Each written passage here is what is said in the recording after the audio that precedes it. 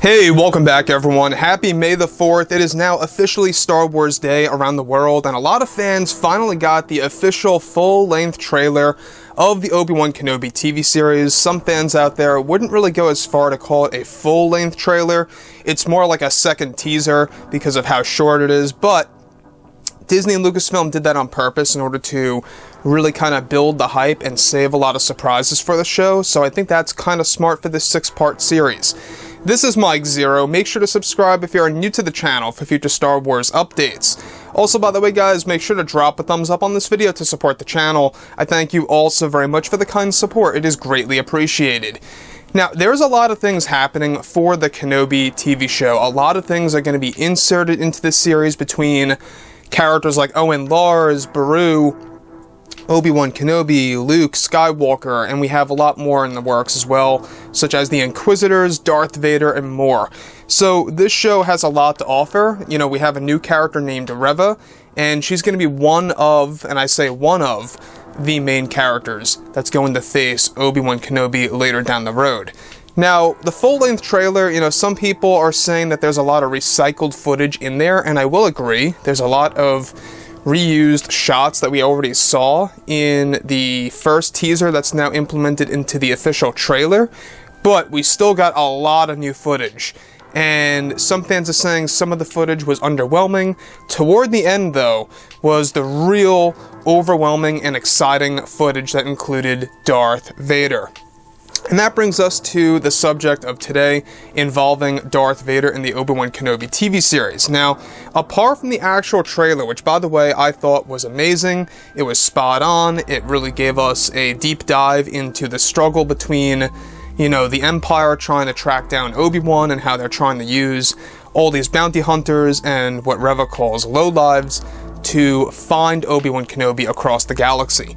Now, on top of all of this, alright, what's even all the more exciting has a lot to do with one of the big scenes that's going to involve Darth Vader in the Obi-Wan Kenobi TV series. Now, Deborah Chow, in case you guys did not know, the director of the show, worked very hard on using the creators from Rogue One to essentially rebuild Vader's castle and to show us different parts of Vader's castle that we have never seen before.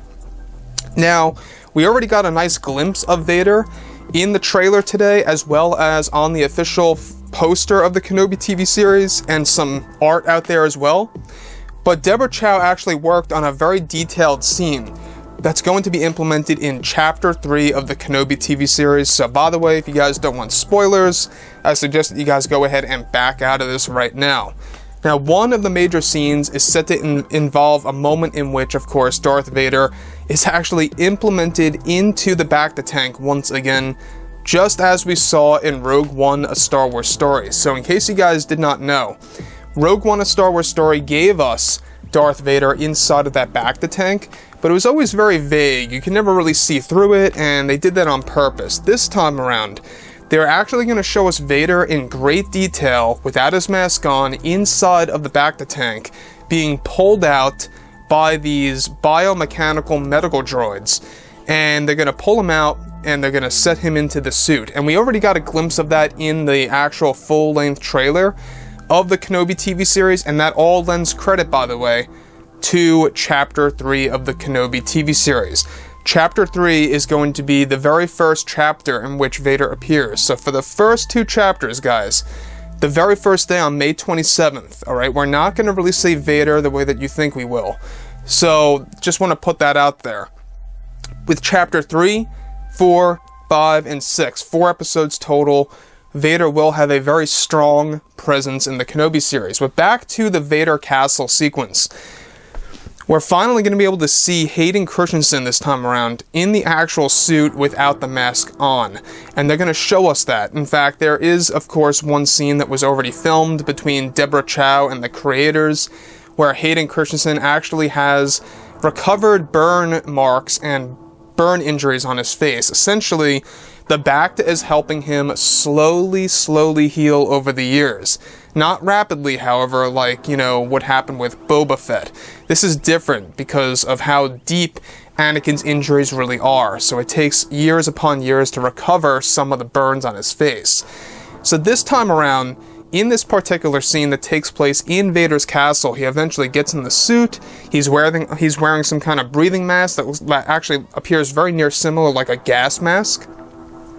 And he's actually walking around the back of the tank before the actual mask comes in on some kind of crane and plops it on top of his head. So we talked about this a couple of weeks ago, that there was a major scene that was filmed months ago where Deborah Chow instructed to actually have Vader's mask be delivered to Vader on a crane system, very similar to how Palpatine was rigged that way on Exegol in The Rise of Skywalker. They're going to do it like that, except just for the mask, where it eventually plops it right on his head. And that to me sounds like a very interesting piece of cinematography of what they're putting together right now. We already know that George Lucas was on the set numerous times to oversee what Deborah Chow was doing with this series and to make sure that things are going, correctly and sticking to the tone of the prequel trilogy movies, right? Now, as we discussed, this version of Vader is going to have a different suit. It's going to have some upgrades, not drastically. It's going to have some minor differences in comparison to Rogue One, a Star Wars story, very minor differences. Nothing all that bad or different, but I think that at the end of the day, when you look at this scene, alright, that's going to be implemented into the Kenobi series of how Vader's going to essentially explore each level of the castle that belongs to him, eventually going into the very depths of his own castle on Mustafar, showing us that Sith cave from the Darth Vader comics. And that's one of the other major scenes that they filmed. In fact, there was a set built around 6 months ago when they were filming, where they had an actual cave with a lot of pyrotechnics that were involved, that most likely was used to kind of emulate lava and fire. That is the very moment in which you could tell that they are trying to emulate the original throne room of Palpatine from Return of the Jedi and the concept art that never made it to the final cut of the movie. Essentially, they are redoing that in a sense that belongs underneath Darth Vader's castle sequence.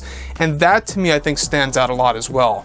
The fact that they filmed that sequence for that actual set and are implementing that into Chapter 3 of the Kenobi TV series, it's a big deal. May 27th, it's going to be the first 2 chapters, and then the following week is when we get a lot of the Vader material. So that's one thing to really be aware of right now, is that essentially what they are doing in Vader's castle is that they are going to be showing us basically what it's like level by level, showing us the first, second, third, fourth, whatever have you, of the Vader castle, eventually leading up to the observatory.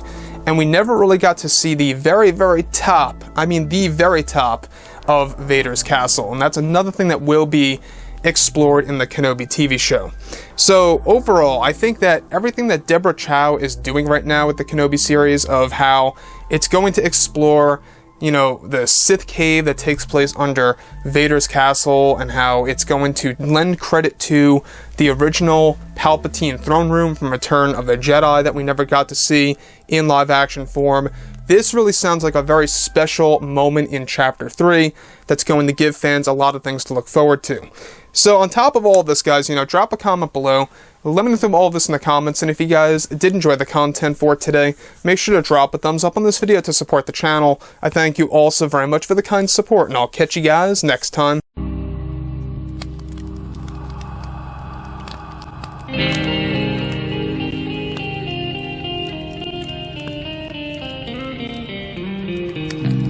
Gun in hand, we are alone again. No hiding from night to moon.